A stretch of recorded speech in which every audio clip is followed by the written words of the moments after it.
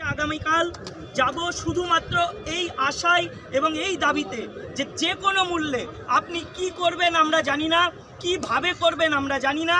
আমরা চাই যে চাকরিতে এতদিন ধরে আমরা যোগ্যতার নিরিখে বহাল ছিলাম, স্যালারি পেয়ে এসেছি, সেই চাকরি যেন বহাল থাকে এবং আমরা আজীবন 60 বছর অবধি সসম্মানে যেন চাকরি করতে পারি। সেটা যে মূল্যে পারবেন, যেভাবে পারবেন, আপনাকে আমাদেরকে আদায় করে দিতেই হবে। এই একটাই দাবি থাকবে আমাদের আগামীকাল।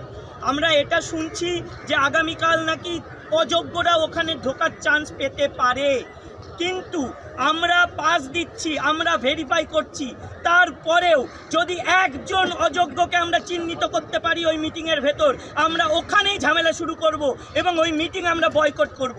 আমরা কোনোভাবেই চাই না যে এতদিন ধরে যে কাহিনীগুলো বলে আসা হয়েছে 26,000-এর চাকরি বাঁচাবো, 26,000-এর চাকরি বাঁচাবো, এই করতে গিয়ে আজকে কিন্তু আমাদের এই 19,000-এর কাছাকাছি যে সংখ্যাটা, তাদের চাকরিটা হারাতে হলো।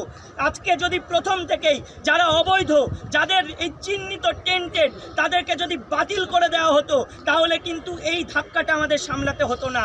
তাহলে এর পেছনে যাদের দুর্নীতি দায়ী, সেই রাজ্য সরকারকেই ব্যবস্থা করতে হবে আমাদেরকে বাঁচানোর। এবং তার সাথে সাথে এই যে বিরোধী দলগুলো, যত ধরনের দল আছে, তারা হয়তো আমাদেরকে নিয়ে ভোটের রাজনীতি করার চেষ্টা করছে, তারা হয়তো চাইবে ফায়দা তোলার, কিন্তু তারা তো সিম্প্যাথি দেখাচ্ছে। সবাই মিলেই তো বলছে হাইকোর্টের জাজমেন্ট, সুপ্রিম কোর্টের জাজমেন্টটা সঠিক হয়নি, এরকম একটা বিচার করা উচিত হয়নি। তাহলে সেই জায়গায় দাঁড়িয়ে আমাদের আর একটা দাবি থাকবে মুখ্যমন্ত্রীর কাছে, এবং এই দাবিটা আপামর সমস্ত জনগণ এবং বিরোধী দলগুলোর কাছে। আপনারা একসঙ্গে বসুন, সর্বদলীয় বৈঠক করুন, ভুলে যান নিজেদের ইগো, ভুলে যান সব কিছু।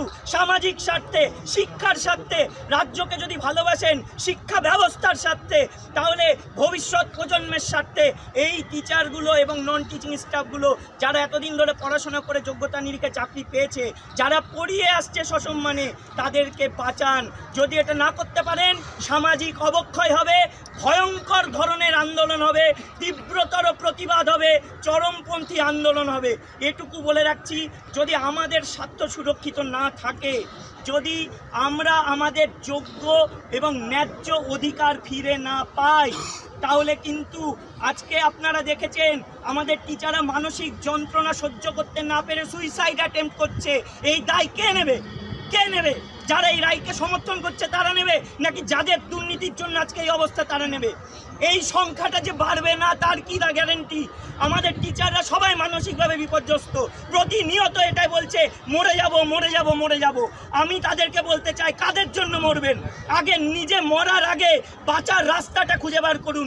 চরমপন্থী আন্দোলন হবে যদি কোনো রাস্তা কেউ বার করে না দেয়। আর নিজেকে মারার কথা ভাববেন না।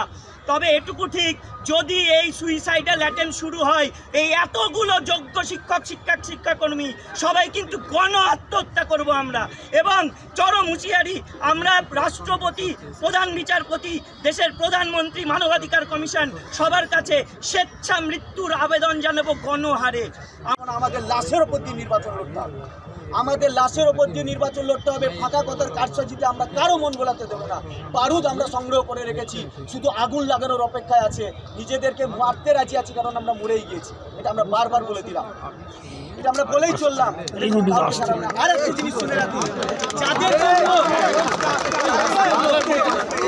আর একটা কথা বলি, লাস্ট কথা আমার, আপনারা জানেন এসএসসি চেয়ারম্যান যে সময় আমাদের পরীক্ষা ছিল, সুবীরেশ ভট্টাচার্য, তাকে মুক্তি দেওয়া হলো, কিছুদিন আগে বেল দেওয়া হয়েছে। তাহলে আমাদেরকে বের করা হলো, আমরা যোগ্য, আমাদের বিরুদ্ধে কোনো অ্যালিগেশন নেই, আমাদের বিরুদ্ধে সিবিআই ইনভেস্টিগেশন হয়েছে, আমাদেরকে বের করা হলো।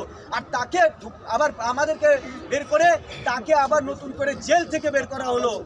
মানে তুমি সাধু, আমরাই বোধহয় আমরাই বোধহয় শেষ হলাম।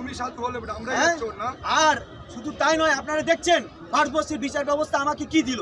একজন জাজের ঘর থেকে টাকা বেরোলে তাকে ট্রান্সফার করে দেওয়া হলো, আর আমার বিরুদ্ধে যা সুপ্রিম কোর্ট প্রমাণ করতে পারলো না, আমাকে কুরবানি করে দেওয়া হলো। বাহ, দারুণ বিচার ব্যবস্থা, আর আমাকে সেটাকে মেনে নিতে হবে। আমরা সরকারকে মানছি না, আমরা বিরোধীদেরকে মানছি না, আমরা সবাইকে মানবো।